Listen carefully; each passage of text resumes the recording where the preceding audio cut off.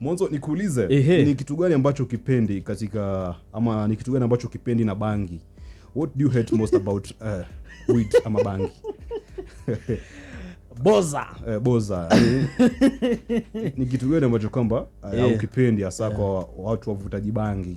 Kwa watu ambao wanaitumia. Wanaitumia sana bangi. Unajua kitu cha kwanza, mimi mwenyewe I don't smoke. Oh, you don't use weed? I don't use.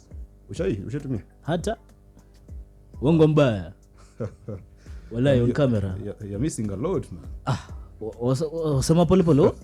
Kabisa unasema kitumia. You're missing a lot. Wallahi for real I don't. Lakini mimi kile ambacho ningesema kwa wale ambao wanatumia ni ile tu we aggressive yani, na uweze kukosesha wenzako amani because you're high on the thing. Yes, ukojua mjani wewe alafu unakosesha wengine amani na haifai kwa hivyo. Unajua kitu ambacho mimi nakichukia sana na bangi ama boza ama bomo ama ngado ukipenda ni kwamba mtu ambaye anavuta bangi mara nyingi hapendi kurekebishwa. Ndio hiyo sasa waiona. Anadhani anajua kila kitu. Sasa nikikupatia sasa upige puff 2-3 ingie fresh kwenye kichwa. Hautataka kurekebishwa. You know everything. Because automatically imekuonyesha hivyo.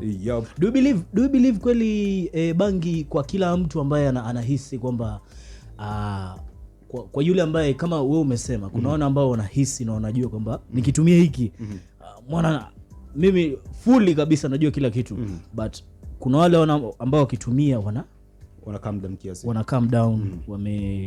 wanasema wana medi alafu kuna wale wakitumia sasa tunasikiaga mazee appetite imepanda, wanakula mazee like do you believe? I don't believe. Kuna watu wale wanatumia bangi kwa different reasons of which sijui kama ziko legitimate kulingana na kwao. Pengine sisi tunaweza ziona kwamba hazina maana, lakini wao wanaziona ziko na maana. Kuna mtu anasema mimi natumia bangi ili nipate appetite.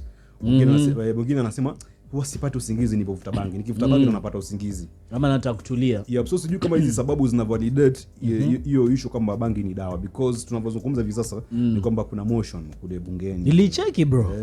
Wanataka kitu kiachiliwe. Na nikaona kabisa vocally Nairobi Women Rep Esther Passaris anasema kama hujaivuta na kushangaa sana.